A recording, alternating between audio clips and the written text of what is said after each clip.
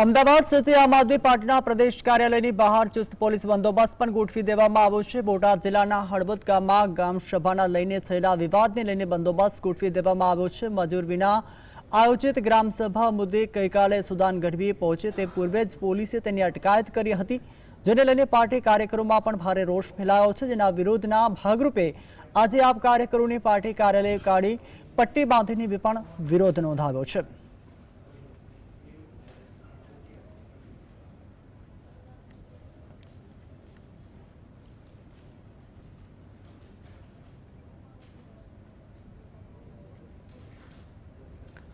तो વધુ જાણકારી માટે અમારા સંવાદદાતા ફેઝલ ફોન લાઈન પર જોડાયા છે। ફેઝલ, જે રીતે બોટાદ જિલ્લાના હળવદ ગામમાં લઈને થયેલા વિવાદને લઈને બંદોબસ્ત ગોઠવી દેવામાં આવ્યો છે, ત્યારે મંજૂરી વિના જ આયોજિત ગ્રામ સભા મુદ્દે ગઈકાલે આમ આદમી પાર્ટીના નેતા સુદાન ગઢવી પહોંચ્યા હતા અને તેઓને પણ અટકાયત કરી દેવામાં આવી હતી। ત્યારે હવે ત્યાં કાર્યાલયની બહાર પણ બંદોબસ્ત ગોઠવી દેવામાં આવ્યો છે। વધુ અપડેટ જણાવશો?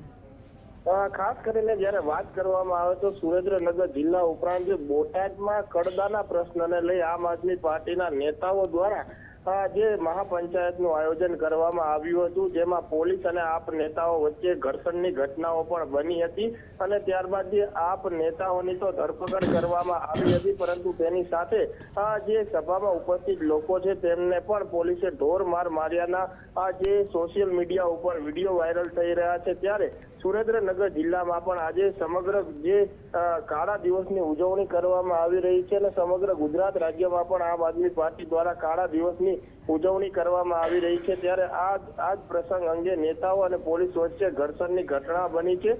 આપ નેતા જે સંગઠન મંત્રી છે અમૃત મકવાણા, તેમને ઢસડી અને તેમની સાથે દમન કર્યા હોવાનો આક્ષેપ લગાવવામાં આવી રહ્યો છે। રાજુ કરપડાના સમર્થનમાં જે આમ આદમી પાર્ટીના નેતાઓ જે આવી રહ્યા છે તેમની ઉપર હવે પોલીસ પણ તેમને ડિટેન કરી રહી છે, ધરપકડ કરી રહી છે અને ખેડૂતો પર થયેલા દમન મુદ્દે હાલમાં રોષ ભભૂકી ઉઠ્યો છે।